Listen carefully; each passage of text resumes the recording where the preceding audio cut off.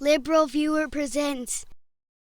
So the clips that I'm going to show you are on my topic that I call Chuck Todd tries to cross-examine Representative Jim Jordan's fire hose of disinformation but still gets wet. You know, Jim Jordan is the chair not only of the Judiciary Committee but this subcommittee that the Republicans have created to investigate the so-called weaponization of the federal government, apparently the deep state and the liberals in the deep state. But that's what's so crazy about it, is like the CIA and the FBI and all those are not liberal people. Those are like mostly conservatives, and they're actually a whole bunch of pro-Trump people in the FBI. And you'll see here that Chuck Todd does do some good cross-examination of Jim Jordan about why he won't investigate Trump, just Biden, even though they have some of the same issues. And then Jim Jordan spits out so much misinformation or disinformation or whatever that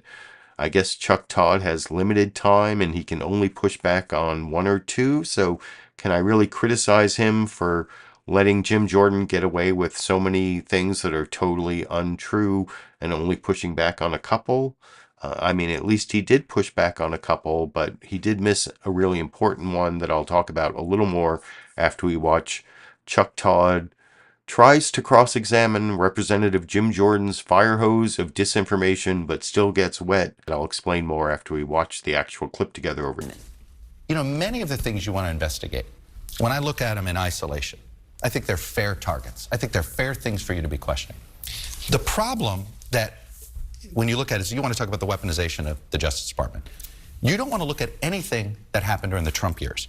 He subpoenaed data on Congressman Adam Schiff and Eric Swalwell. That is known. He secretly obtained reporters' phone records using the Justice Department. He pressured the Justice Department, Donald Trump did, to go easy on Michael Flynn and Roger Stone. The Justice Department was pressured by Mark Meadows to investigate this election fraud. He even tried to change the leadership at the Justice Department. My point is, if you are concerned about the weaponization of the Justice Department in the Biden years, why not investigate the Trump years?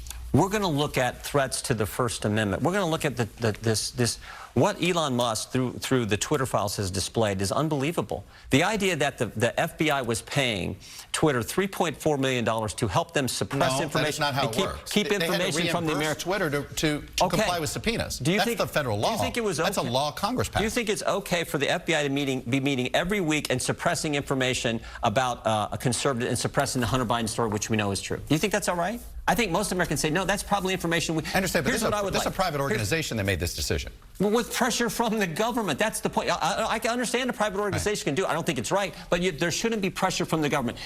When is the FBI just going to stay out of election process? Just let we the people decide. Let the American people decide. In 2016, they spied on Trump's campaign. 2018, it was the Mueller investigation. 2020, they helped suppress the Hunter Biden story. 2022, they raided the home of a former president 91 days before an election. Maybe just let the American people decide. Maybe just stay out. But you keep talking about this raid on Donald Trump. The amount of time, there was 9 months between the initial action that the archives made for a request of documents before they even turned it over to the Justice Department. The subpoena was issued 60 days before they actually executed the subpoena. And more importantly, the only time the public found out about it is because Donald Trump told the public about it. This was not some sort of, you paint it as a picture of the FBI did this, this, and this within hours of each other, when it was actually a year and a half of Donald Trump not complying with any of the requests from National Archives. A year and a half. This is not some sort of proof that somehow that they've weaponized and playing politics over here. They raided Trump's home. They haven't raided Biden's home. Because Biden didn't defy a subpoena, Congressman. He defied a subpoena. By the way, he had 60 days to comply with the subpoena before they actually executed President the search Trump warrant. had documents locked in a room with Secret Service protecting them. President Biden had documents in his garage and in a think tank that was funded by the Chinese. I think there's a difference. President Trump was the only guy who was actually president. You talk about that. You're worried about the Chinese and Hunter Biden. No, I'm just saying. Are you worried about the Chinese and Donald Trump? They took pictures of. Are you at all worried about that? No, I'm not. But they took pictures of the documents at Trump's house. They took no pictures of documents. In fact, it's not just me who would like to know what went on here. Senator Warner said it last week. He would like to get a briefing. He wants to see the documents. And guess what? The FBI is saying no, but they took pictures of the folders in Trump's home. The issue is not whether what Joe Biden did. No, the isn't of issue is concern. the issue is equal why is treatment it under the law. That's the issue. No, the equal issue is treatment you under do the not law. seem to ever see the same conspiratorial problems when it's a Republican. Those were all investigated for 4 years, and they continue By the way, to do it. their Durham investigation investigated everything you're trying to investigate and came up with nothing. Do you not trust Bill Barr and Mr. Durham?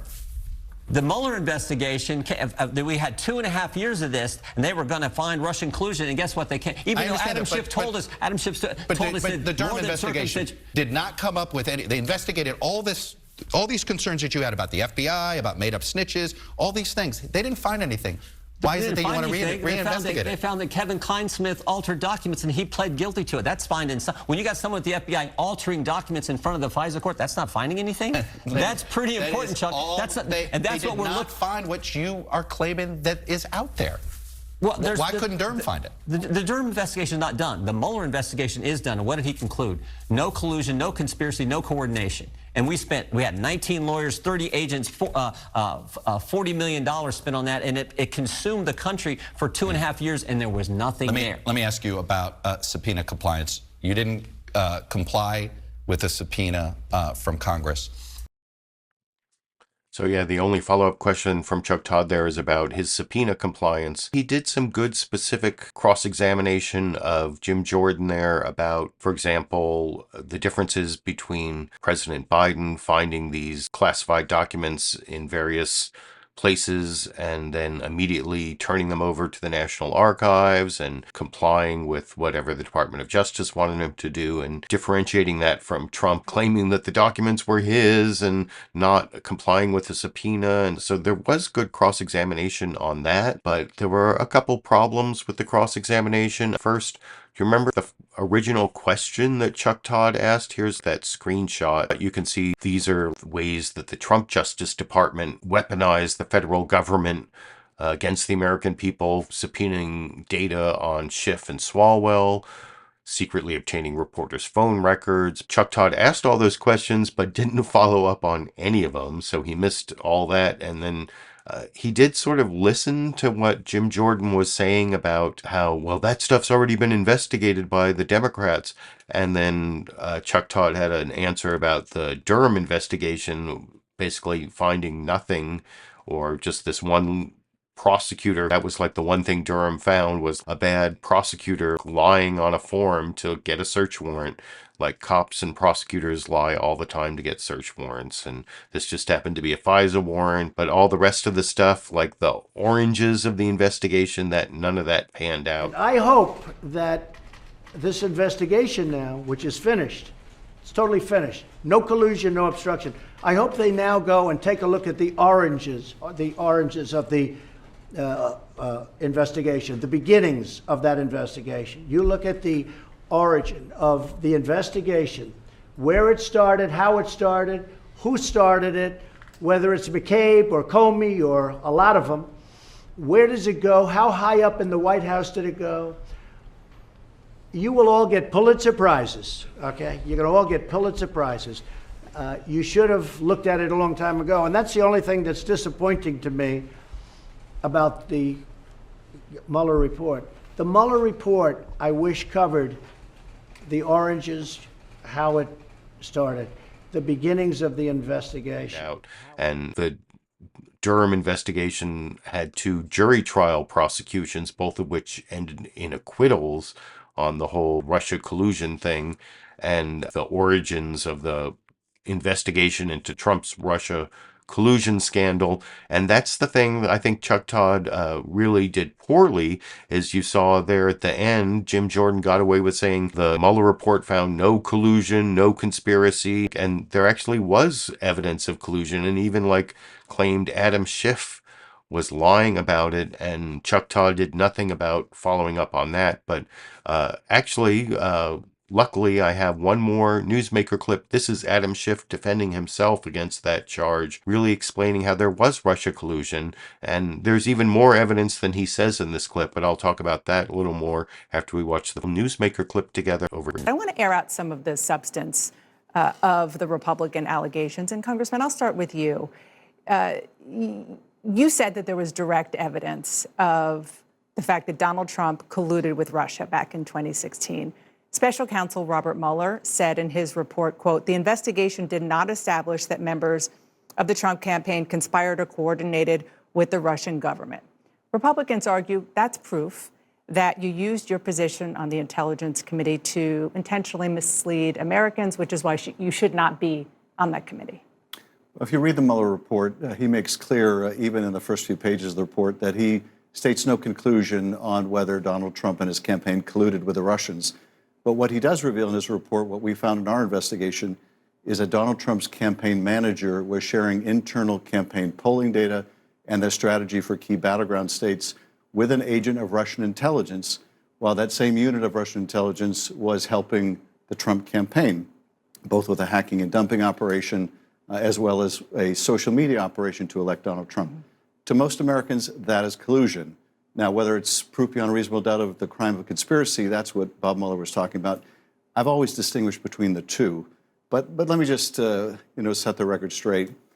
This is only one of a shifting series of rationalizations and pretexts that McCarthy is using. So, yeah, that is Adam Schiff's response to the claims of dishonesty he's gotten from Speaker of the House Kevin McCarthy, the claims that Kevin McCarthy is using to kick him off the Intelligence Committee, claiming that Adam Schiff didn't give the evidence of Russia collusion that he said existed. But of course, as you heard Adam Schiff explain there, the Trump campaign through campaign manager Paul Manafort shared polling information with Russian agent Konstantin Kolimnik, and Roger Stone worked with WikiLeaks to coordinate the release of the hacked Russian material. That is collusion, even if it's not criminal conspiracy, if you read the Mueller report. And then he didn't even mention the June 2016 Don Jr. meeting in Trump Tower with a whole bunch of Russian agents asking for them to release dirt on Hillary. That's also Russian collusion, even if it doesn't rise to the level of a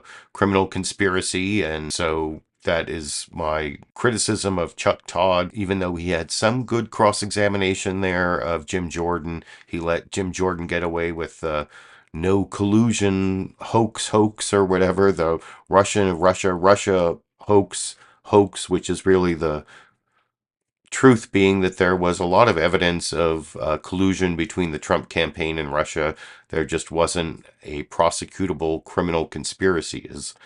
And the last clip I want to show you is this extra Fox News bias clip. That's because on Monday, here's how Fox News' America's Newsroom edited down Representative Adam Schiff's whole last answer about all the evidence of the Trump campaign colluding with Russia in this clip. 3 House Democrats put in the hot seat after being booted from their House committees. Congressman Adam Schiff and Eric Swalwell and Ilhan Omar deflecting blame when asked to respond to Speaker Kevin McCarthy's reasons for removing them.